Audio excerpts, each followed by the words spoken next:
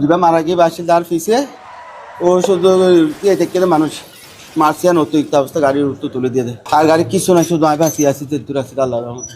হাজী Ashraf Ali feeling স্টেশনের সামনে gas নিতে প্রাইভেট কার সহ কয়েকটি গাড়ি লাইনে দাঁড়িয়েছিল।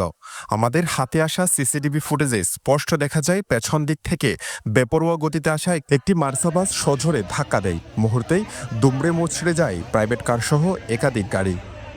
মঙ্গলবার মধ্যরাতে কক্সবাজার সদর উপজেলা গেট এলাকায় এই দুর্ঘটনার পর স্থানীয়রা দ্রুত আহতদের উদ্ধার করে কক্সবাজার সদর হাসপাতালে নিয়ে যান।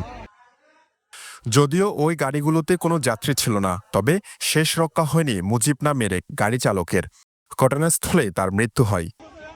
এই দুর্ঘটনায় আহত হয়েছেন আরও 4 জন।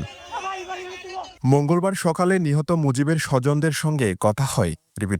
মঙ্গলবার সকালে নিহত মুজিবের স্বজনদের সঙ্গে কথা হয়। তারা জানান বেপরোয়া গতির মার্সাবাসই এই মৃত্যুর জন্য দায়ী।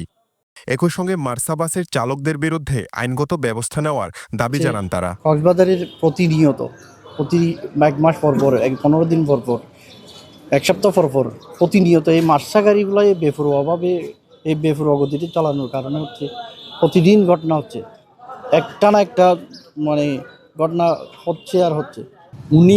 উনার কাছে উনি গুরুত্বপূর্ণ না, উনার লাইন চালাইতে হবে, এটা গুরুত্বপূর্ণ। তো এদেশের বিচার ব্যবস্থা, আইন প্রশাসক যারা আছে, প্রশাসন যারা আছে, আইন শৃঙ্খলা বাহিনী যারা আছে, র্যাব, বিডিআর, বিজিবি, সেনাবাহিনী, তো ওরা আসলে চাইলে তো এই জিনিসটা একটু করতে পারত। এমন কোনো দিন নাই, আপনি খবর নিয়ে দেখেন চট্টগ্রাম থেকে কক্সবাজার, কক্সবাজার থেকে চট্টগ্রাম, প্রতিদিন কোনো না কোনো মানুষের জীবন কেড়ে নিচ্ছে তারা। এই কোম্পানি কি একটা মানুষের জীবন এনে দিতে পারবে? সেটা আমার সচেতন মহলের কাছে দাবি। এই ব্যক্তির নাম শাহেদ। একই ঘটনায় মার্সাবাসের ধাক্কায় আহত হয়ে বর্তমানে চিকিৎসাধীন আছেন তিনি।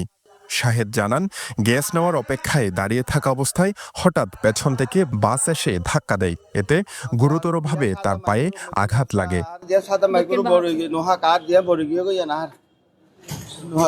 সাদা গান বাসিন্দার পিছিয়ে দিবা মারা গিয়ে বাসিন্দার পিছিয়ে ও শুধু থেকে মানুষ মার্সিয়ান অতিরিক্ত অবস্থা গাড়ির উত্তর তুলে দিয়ে দেয় আর গাড়ি কিছু না শুধু আমি বাঁচিয়ে আছি তেতুর আছি আল্লাহর রহমতে। দুর্ঘটনার পরপরই বাস টার্মিনাল মার্সার কাউন্টারটি বন্ধ করে দেয় কর্তৃপক্ষ। পরে সকালে বিক্ষুব্ধ জনতা কাউন্টারে ভাঙচুর চালায়। বিষয়টি নিশ্চিত করে মার্সার জিএমদের দায়িত্বে থাকা এক কর্মকর্তা জানান, সামাজিকভাবে বসে ক্ষতিপূরণ ও সমাধানের সিদ্ধান্ত হয়েছিল। সাধারণত যেভাবে আমরা একটা আপস মীমাংসা করি, ওয়ারশিদের সাথে বসে আমরা একটা সমাধান করব।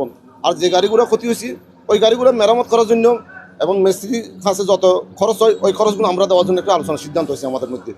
এর পর কিছুক্ষণ মধ্যে এসে মানে অজ্ঞাত প্রায় 60-70 জন ফলাম হয়েছে। আমাদের অফিস ভাঙচুর করছে, গাড়ি ভাঙচুর করছে, আমাদের ম্যানেজারকে আঘাত করছে, আমার ড্রাইভারকে আঘাত করছে, আবার কলাদুরি কাউন্টার আঘাত করছে, কলাদুরি কাউন্টার ভাঙচুর করছে, আমাদের যেটা মেন কাউন্টার ভিতরে ভাঙচুর করছে, আমাদের অনেক ক্ষয়ক্ষতি হয়েছে।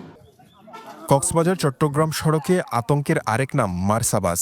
একের পর এক দুর্ঘটনায় ঝরছে প্রাণ।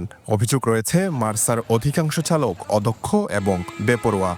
বারবার দুর্ঘটনার পরও প্রশাসনের কার্যকর পদক্ষেপ না থাকায় বাড়ছে জনমনে ক্ষোভ। বিশ্বজিৎ মল্লিক, পেনওয়া নিউজ।